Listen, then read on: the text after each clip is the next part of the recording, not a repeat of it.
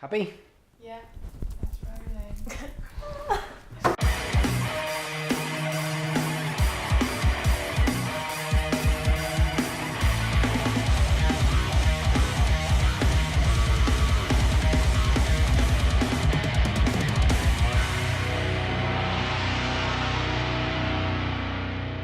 Hey monkeys, how you doing? Damian Keys here and welcome to the hashtag Ask Damo show number 22. Look at that, I was smart with that one. Amazing. With me as always is Melissa. Hey, hey. And we have some questions. We've also got some parcels. Just a minute ago, you guys said, should we not get a knife? Because you might not be able to get into this. Like I'm gonna get thwarted by some paper. Well, let's see. You see? I go to the gym and do man stuff. What we got? We have got, you open this, I'll read this. Alright. This says, hi Damian, saw your Facebook post about sending merch, which they've done. And I have one small limited edition, love that. Oh, I love that. Oh, that's mine, I'm having that one. Song at a time. Left from Battle of the Bands, I thought it would be cool to see if I can try and fit into it. What do you mean try and fit into it? What are you trying to say? Feel free to plug the Awesomes as much as you like. We do shed load of cover gigs, but are starting to get ourselves a massive collection of our own songs recorded and are integrating them into our sets now. So any support is welcome. So in that case, facebook.com/We Are The Awesomes, which I think is such a great Facebook. We Are The Awesomes. I'll be checking that out later. I'll be taking a picture. I'll put this on. I'll take a picture. I'll get that on the Instagram. Today's t-shirt is sponsored by one of my favorites, The Working Man, which is a band that if you haven't checked them out, you should. Purely because it will blow your fucking mind and probably make you sick at the same time. But thanks for that, The Awesomes. I will absolutely be doing some plugging on that. We're looking We're looking for more stuff. Look, stuff everywhere. Love this. What have you done? Oh, we got stickers for the wall. We've got t-shirt. You pull out a t-shirt. And I'll do this. We've got badges. Yeah. Love it. These are going to go on the wall. We've got great stuff going on our wall at the moment. We've got our new Ben Drake Collective picture, which I'm a really big fan of. We've just got loads of our mates that just keep popping up and sending us stuff. So they're all going in different places.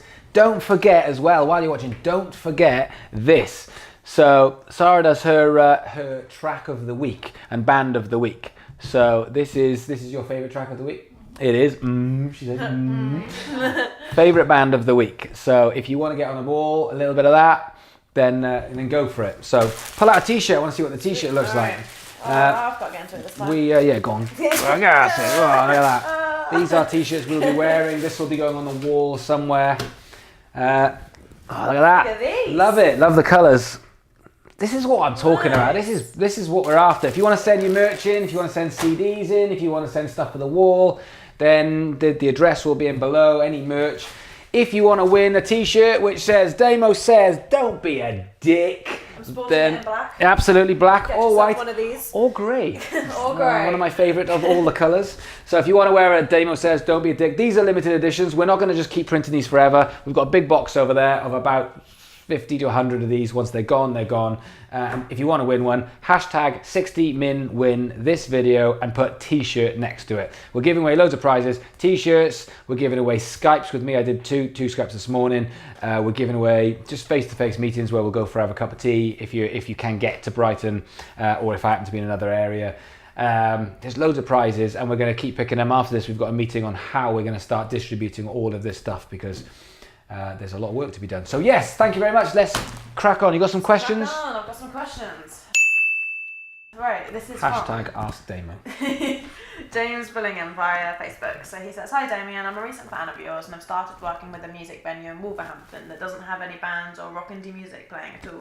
I'd love to start putting bands on, but don't have a budget to pay all the acts. What would your advice be? So this is a great question. I wanted to start the show this one because it actually came through whilst I was doing some work this morning and it popped up and I was like, the reason why it's a great question is because one of the things I would suggest is the thing that you just did. You just found a way to get to someone who has access to lots of band eyeballs, if that makes sense. And so right now, from saying that, in Wolverhampton, you're saying that there's a venue looking for Indian rock bands to do gigs. Haven't got any budget as yet, so you've thrown that out there, which we'll come to in a minute, but there is an opportunity right there for bands in and around the middle of England, the Midlands area of the country. So firstly, good, that's what you've done, that's brilliant. So bands now should be watching this. Anyone who's in and around that area thinking, I'm up for that, I'm up for going and doing a gig down there, they should be commenting down below and saying, James, hook us up, this is our band, we'd love to be considered for a gig. Now this is the way I look at this, from a band point of view, before I start looking at James's question. The way I look at this is, James is basically starting up a night. Now, he doesn't have any money yet. Now, the word is yet. So the bands that get on the ground with him now are the bands that he will remember forever. This will be his legacy in 2 or 3 or 4 or 5 years' time when he is a big ass promoter and he's thinking, you guys were there for me. So this is favor time. This isn't just a promoter coming saying, we don't pay our bands, if you want to play, you want to play, fine. This is someone saying, I'm really passionate, I want to put on a night, I'm really excited about this, I've just started, and so therefore this is where favors come in. This is where bands come through and say, do you know what, we'll come and play for you, we'd really like to do that, and we'll all have a great night, and James will remember the bands. And so I think that's really important. So if I was a band, would I be doing this gig for free? 100%. I'm a big fan of free. In fact, I had I get asked to do a lot of keynote speeches, which basically means going to anything from universities, colleges, schools, business events, social media events, and one came through the other day through yourself in Edinburgh, and the organisers just said, look, we really love you to come to this, but we just don't have any budget. So I was like, I'm going to come and do it anyway. Yeah. And the reason for that is I'm going to travel from Brighton to Edinburgh. I'll pay for myself. I'll just do it myself, because I've looked at the event and I've just thought that person or those people running that event, in 5 years' time, that event's going to be 10 times the size. And that, playing the long-term game, that's the one I want to be on. Yeah. When they said, oh, we used to do this venue, but now we do this venue, and then we did this venue, and now we're doing Wembley Stadium, I want to go, well, I was in at the beginning, so you're taking me with you. Yeah. So it's kind of like a bit of a long, playing the long game. So from a band's point of view, that's what I would do. And I think from James's point of view, flipping that around and actually approaching bands and saying, this is what I want to achieve. Now, you know, when it comes to working in a business, you guys will know this, money is only part of the solution. What you get offered in your job for job satisfaction goes way past just finance. It's not just the money. So James, what you've got to do is you've got to find ways to entice bands in, to make it exciting. So the way you're going to do that is going to be offering them something, and so it's going to be a tough struggle, but if you can get 50 people down to a gig because you're putting it on through the way you're going to promote, then that means every band in that area who are looking for gigs should be thinking of you as a serious contender, because it's an extra 50 people. One night of the week, just turn up, play a gig, 50 people who've never seen the band before. That is good odds. You know, you do that every night. You play 50 new people every single night and you do that for 1 year, and that is a big ass audience that you can push towards Facebook or wherever your socials are. So it's got to be, from James's point of view, it's got to be, there's no leverage, it's leverage from James of what he can bring, it's leverage from the band of what they can bring, and then it's a lovely partnership, a lovely collab and meet in the middle. So, but firstly, you've done the right thing. You've actually started to approach people that can actually get your question or get your venue and your night in front of people so that the bands can actually see it and make a decision. If I was a band watching this now, the first thing that I'd be doing is I'd be going down to my comments and I'd just put on the bottom, I'd just say, James, we'd love to play your show, hit us up. And so I would hope that 10 bands on Facebook and YouTube at least will message underneath this saying, let's have a chat, let's see if we can work something out. Yeah. And that's what I would do. And I would do that times by forums, and I would do that. And, you know, and don't be put off by loads of bands saying, fucking pay to play, fuck you. You'll get that all the time. You'll get bands that go, I'm not fucking playing for free. That's fine. You just go, that's okay. That's your choice. Don't have to play for free. You know, James has set his stall out from the beginning. He's not trying to rip anyone off. He's saying, I'm really excited. I want to work with bands. I want to build a night. It's going to take me some time. If you want to be involved in it, that's what I'm bringing. Not pulling the wool over anyone's eyes. So it's up to the bands then whether they want to do it. And there's lots of bands that will get arsy about it. Ignore them and just keep pushing on. And for every 9 bands that say no, 1 band will say yes. And it's just that sort of work ethic. You've got to work on that ratio of just asking bands again and again and again and again and again. Same thing with collabs. For bands, when you want to do collabs, I had someone come through the other day and said, we've been asking people to do collabs and we've had a few people turn down. And I was like, how many have you asked? And he said 3. And I was like, no, 300, man, not 3, 300, because if you're going to ask 3, your odds are low. So I'm like, you ask 300 in order to get 10. Yeah. That's the odds. So you've got to play the odds game a little bit. And I think James is the same thing. And just start, the other thing you can do as well is flattery. One thing I always say, when you're in a job interview, one of the best things that you can say in a job interview is, I really want this gig. I really want this job, because it's such a great thing to hear when you're actually on the other side of it, employing someone, and someone says, I think this is great for me. I really want to do this. You're like, oh, well, good. That makes me feel like you want it. So I want to do it as well. And so when it comes to this, if James goes and finds a band and says, I love you, I can't promise you much, but I would love it if you would come and play my night. I really would love it. And I'll go out and do everything I can to get as many people down as possible. It's flattering. It's really flattering. And if I was in a band, I'd be like, let's see what I can do, let's try and make something happen. And bands starting off as well, like myself included, and generally happy to play like a free gig if it's going to be a good gig, because people see your band and that still pays off. Man, I've been doing this 20 years. I don't need the money. I do this because I love it. If someone wants me to come and do a keynote and I can do it, I'm going to go and do it. Yeah. It's as simple as that. Because I know that in 5 years' time, when I'm like, I can't fit any more of this stuff in, then I might look at financing it. But for me, this is a way of actually getting my name out in the music industry circles to more people. Because this week there'll be 10 people that go, who the fuck is this guy who keeps popping up? I've got to do that every day. Every single day of my life, I want 10 to 100 people to go, who is that guy that I keep hearing about? And then going, okay. And even, I'm a recent fan, which means that I've been doing this for a year and he's just gone, I've just found out about you. Well, in a year's time, there'll be another bunch of people who just found out about me, and a year and a year and a year, every single year that happens.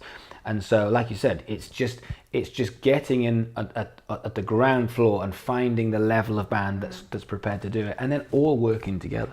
Yeah, definitely. Cool. Cool, so question 2, it's from George via Instagram. He says, I watch lots of YouTube clips and the production and editing standard is way past what I'm capable of. This has put me off producing content. Should I take the next few months to get good at video making before I start posting something? I love this question, and let me tell you why I love this question, because back in the day, that's my next t-shirt. That's my next t-shirt. Back in the day, that's what I was going to say.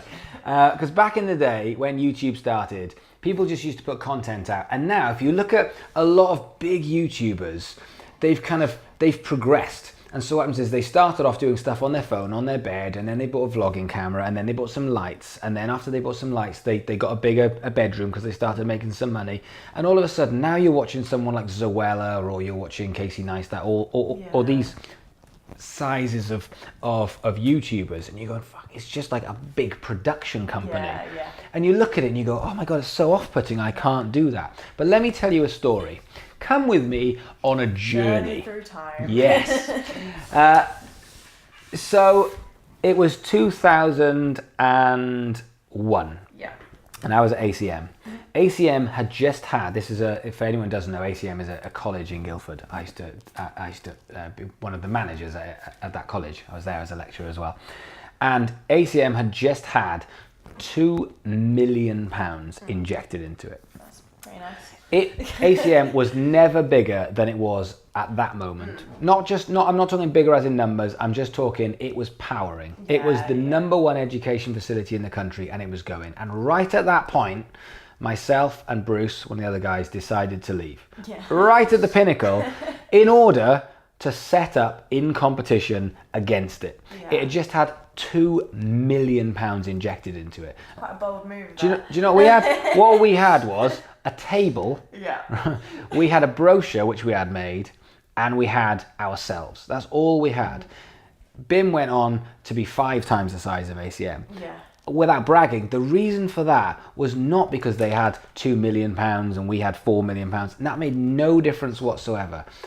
ACM got bigger and bigger and bigger. And what happened was there was an opening. There was a moment in time where you just went, like, you know, Muse have got to play Wembley Stadium. Great. So who's fulfilling that where Muse were 5 years ago? ACM got to that big, fancy, polished stage, and lots of other people kind of went, that's not what I want. I want more rock and roll. And we went, boom, we'll come right underneath. BIM's got bigger and bigger and bigger. Someone could come right in and do that again. Right underneath and go, yeah, BIM have now got 6,000 students. Well, we can do something with 100 students and do it much more rock and roll and much more one-to-one. That's the way the world in business works. And it's the same thing with bands, and it's the same thing with business, and it's the same thing with YouTubers.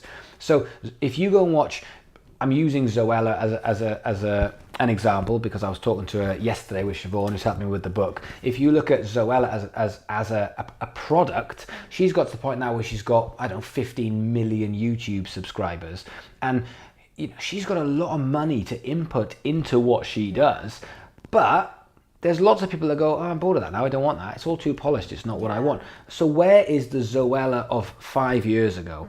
That, George, is where you come in. Because instead of actually going, I can't compete with Zoella. No, you absolutely can't. You cannot do that. Just the same as if you're at music college and you see some of the bands that we have next door, which might have £10,000 put into them in order to get out doing gigging, you're like, I can't compete. No, you can't. But don't try and compete with them on a production level. Compete with them on a real level. Compete with them on doing something that people say, that's what I want. I didn't want that thing over there. That's not what I want. This is what I want. And that's your niche, it's your USP, but it's also how real something is. Because when these big YouTubers get to a certain stage, including the bands, all of a sudden, it's all very PR'd and very polished. And there's something amazing about a phone and your feelings. Yeah.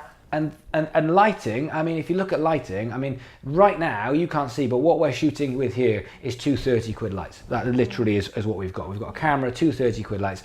But a lot of the time, if you see the videos I do in my car, it's the sun. Yeah. I just make sure that I park in a place where I go, yeah, the sun's coming here, so I've got a bit of light on me. I mean, it's natural lighting. I'm just trying to be a bit clever and a bit savvy with the production side to it. But an iPhone nowadays, I mean, the iPhone's just come out this week, which is, I think is amazing. I've seen my Facebook is full of hate for for Apple and the new iPhone. And I'm like, this is magical. So futuristic. It's amazing. I'm just a big fan of evolution, and this is part of it. But the iPhone or Samsung or whatever, doesn't matter what phone, you can go and get a 20 quid phone and the camera on it is pretty spectacular. Yeah. So you can shoot this stuff with the sun or with one picture or just a light, a good light if you're sat in the right place. But what is key isn't the lighting, it isn't the production, and this is where people fall down.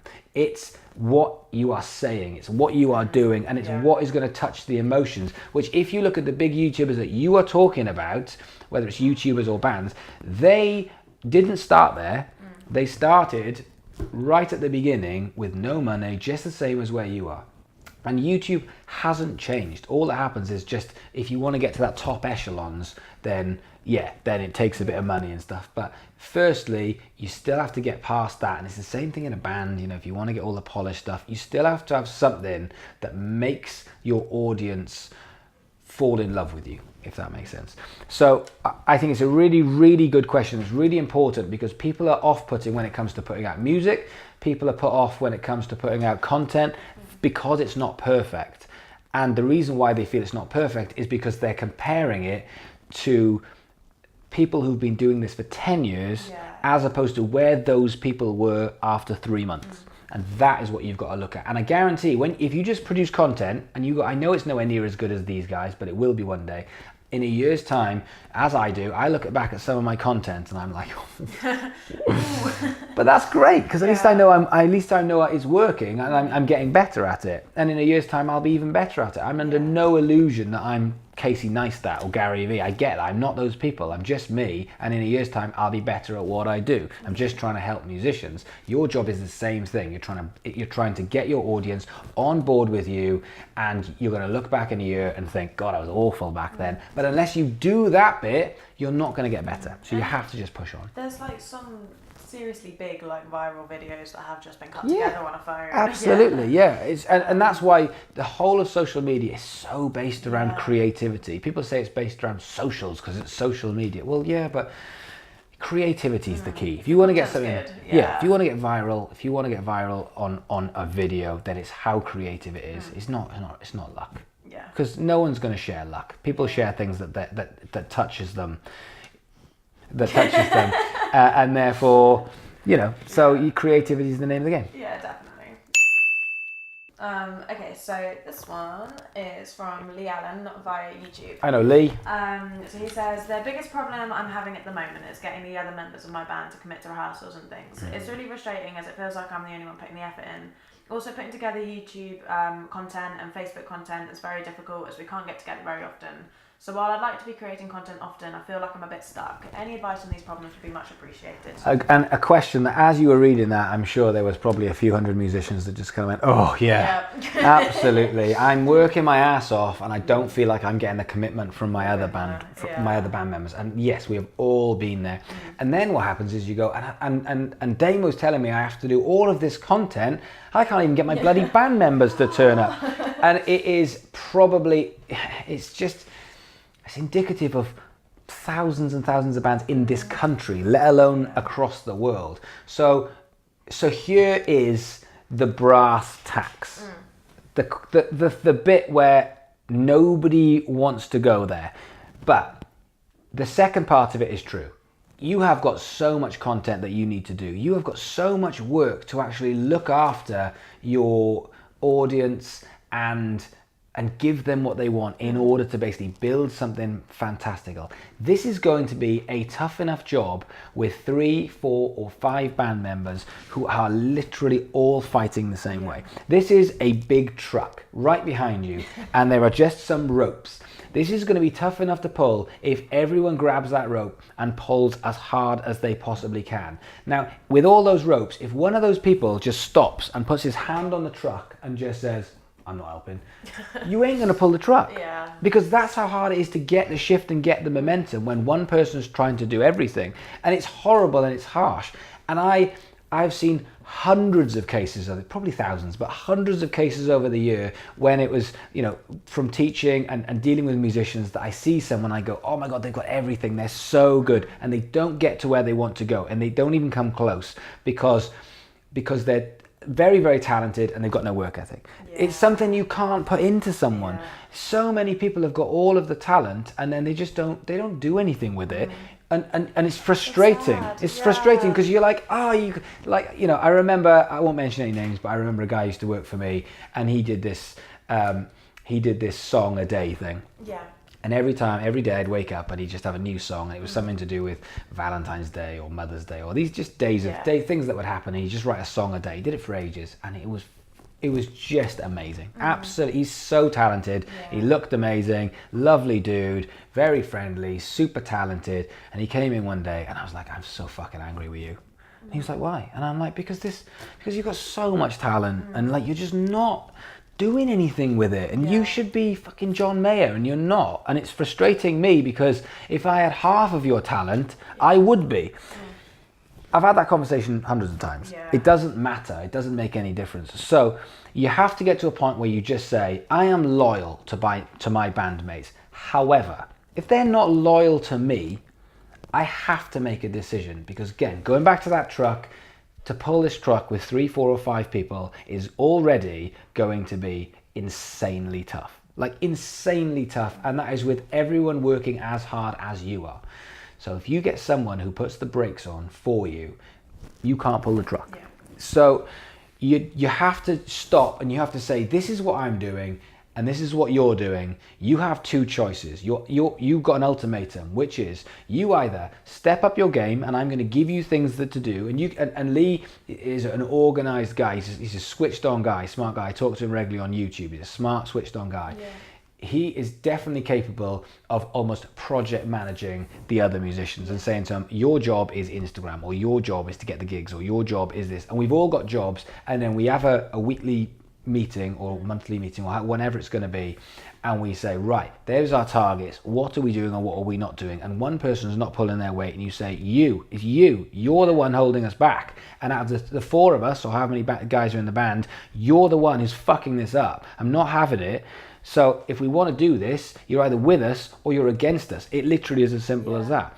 And no excuses. I don't give a shit if your girlfriend's being a pain. I don't give a shit if you've had a cold. I don't care if you've got to work. That's fine, but it can't get in the way. We have to structure things around our life. I get that. But once we've done that, if you're not doing the things that you said you were going to do, you have to go. They have to be cut loose. They have to be.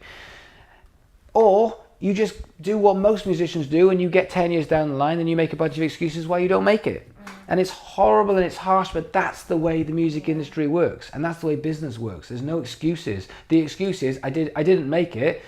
It's your fault. It can only be your fault if you let, if you've got someone in your band and she is not pulling weight, and you leave it go, and then you don't become successful, and it's her fault. It's not. It's your problem. Yeah. So you fucked it up just as much as she did by not addressing it when you knew that this wasn't going. And so I would say you've got to give some ultimatums. You've got to sit people down and you've got to say, mate, we have got this much shit to do and I can't even get you to a rehearsal. So so we've got a time scale, which is going to be 1 month, and we're going to have 5 rehearsals in that month. And if we don't, I'm calling it a day. So you're on probation. Simple as that. Because that's what it would be in a career, in a job. If people aren't pulling weight, if they aren't scoring goals, if they aren't, whatever it's going to be, you just go, this isn't working. We have to find someone else. And it's harsh, but yeah, it sucks. I mean, I see it even just going to a music uni. You see it around all the time. People do let other people down, and it sucks. And you have to kind of make a decision one way or another. Sorry, it's not more positive. Yeah. But after that, it'll work out. Yeah, I mean, it is positive because once you've actually just gone, do you know what? It's like, it's like a relationship where both of you know that it's not quite working out, and then once it's actually over, you're both like, actually, that was probably that was a good idea. It benefits everyone in the long run, hopefully. Okay, so this is the last question from Ferdinand via Twitter. What kind of collaborations would you advise on following if you're a band? We're not specifically looking to kind of feature someone on one of our songs, but we're aware that working with other people could be good for us and help build our fan base more. And I would experiment with collabs, because one thing I always notice when it comes to bands is they try and do things with other bands, and musicians try. So if you're a guitar teacher, the first thing people do is they go on their Facebook with all their friends who are all guitarists and say, who wants lessons? And it's like, none of them are going to want lessons because they're all guitarists. So you're preaching to the converted. When it comes to bands at college, they say, who's going to come down to see our band? And they basically start advertising to other bands, who's just a hard audience. And apart from their mates, but it's a hard audience because other bands tend to hate other bands. It tends to be that weird kind of local rivalry thing. You're trying to break out of that scene. So it's the same thing with collabs. Yes, you can get a band and you can go and find another band. That's a good thing to do, definitely. But if you want to actually start breaking out, then a collab is just two people going, look, your audience and my audience will benefit from this. And that can be a product, it can be a person, it can be a YouTuber, it can be a music industry company, it could be a venue, it could be anything. And so with a collab, it doesn't need to be, we will play a song for your audience. It can be that, but it could be anything creative. It could be something where you just say, look, a radio DJ, let me do a couple of jingles for your radio show with our band. And all of a sudden, all I want you to do is just every so often just say, love that jingle, that was from that band. Yeah. And then what you've got is you can say on your Facebook, oh, we did this wicked little collab with Mikey G DJ on the local radio station. He's playing our jingles, and that all of a sudden gets a bit more excitement for your fan base as well. And so it's about being creative. Even the stuff that we do, I see as a lot of collabs. I see this as collabs. You send us music, we fucking promote it. That's a collab. And in return, you send questions, we answer the questions. It's just us working together. This idea that it has to be you feature our music or you feature our band, I think that's too one way. And that's the way people think of social media. We push stuff out and you will take it. And instead of saying, well, this is a community, this is what we do. So, it could be, what about a collab between a guitar company? What about a collab between a very small up-and-coming guitar manufacturer, which you just say, I tell you what, lend us, don't give us, lend us a guitar, 2 guitars and a bass, and we'll make a music video, a really good music video with our next single, featuring loads and loads of shots of your guitars. And then what happens is, and then we'll give your guitars back. We won't damage them, they're your guitars. And all that we ask is that you post that on your Twitter or you post that on your Facebook, because you'll see that your guitar manufacturer name is all over the video, and underneath it it'll say massive thanks to that guitar company for lending those guitars. We had an amazing day shooting, blah blah blah. That's a collab. There's a million ways that you can do it, but what bands tend to do is they tend to go, I've asked a bunch of other bands and they're kind of up for it, but we can't get anything together. But it doesn't even have to be in music. It can be a skateboarding company. If your music fits in with that kind of, remember Tony Hawk's? Do you remember? I love Tony Hawk's. Well, Tony Hawk's was the best. The last of my favourite computer games. But Tony Hawk's music was great, and if you fit into that, I mean, what an amazing way of getting your music out there, because there was loads of bands I heard of through playing Tony Hawk. It's like, who is this? It's brilliant.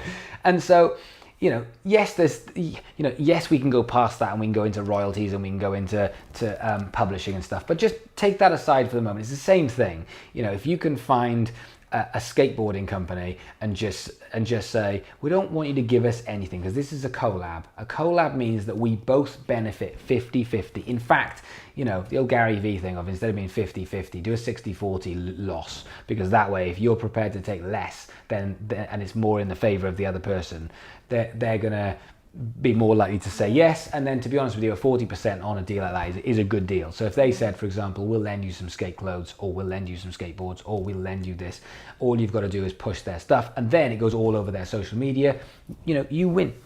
So I think again, creativity is a big thing. Is all we're saying here is, how can we get our stuff on someone else's channel? That's the question. That's all a collab is. And that collab could be this channel. This.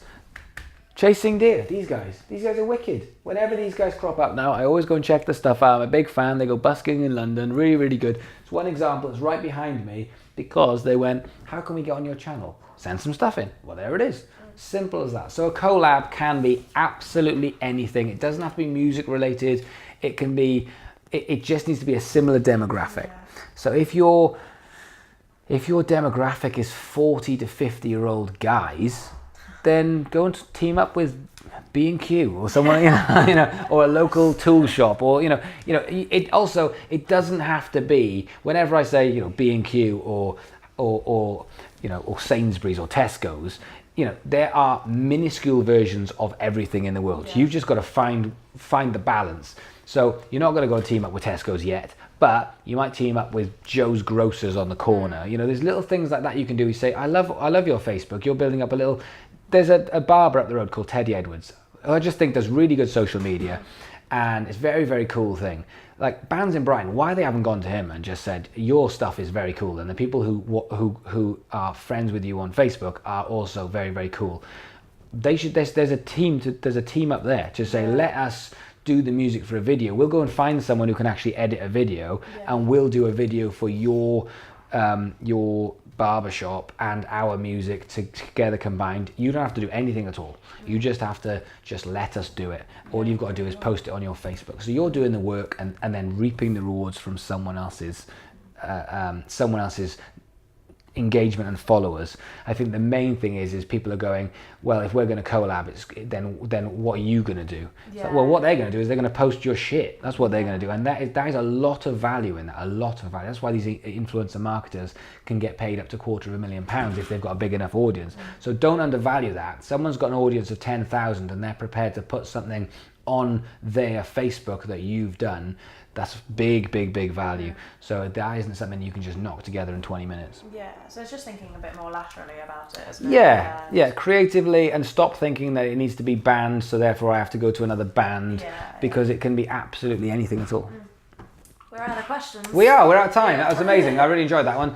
Thank you so much for watching. So if you've got any questions, really simple, hashtag #AskDamo, Twitter, Instagram, Facebook, even YouTube, all of those, they all get collected and we go through them and we find the right questions. If you've got any merch, then send it through. And if you do want a t-shirt, these are the things for the week. If you want a t-shirt, it's hashtag 60minwin. If you want a Skype, hashtag 60min_win, and just after it, just put what you want. So that I don't send you a t-shirt and you went, oh, fucking t-shirt. I want a meeting. So if you want a meeting, if you want a Skype, if you want a t-shirt, then just put hashtag 60min_win and what it is you want, and we will go through it and we'll start picking winners. But we're going to go and pick another 7 winners today. A couple of Skypes, a couple of meetings, a couple of t-shirts, get those in the post. So it's been so good seeing all the comments. Yeah. We're probably doing about 7 to 10 competitions a week at the moment. Yeah. So there's a good chance with the numbers I've got are massive. So there's a good chance you'll get what you want if you keep doing this over the next 2 or 3 months. Yeah. Good. Have a good week. We'll see you again next week. See you later.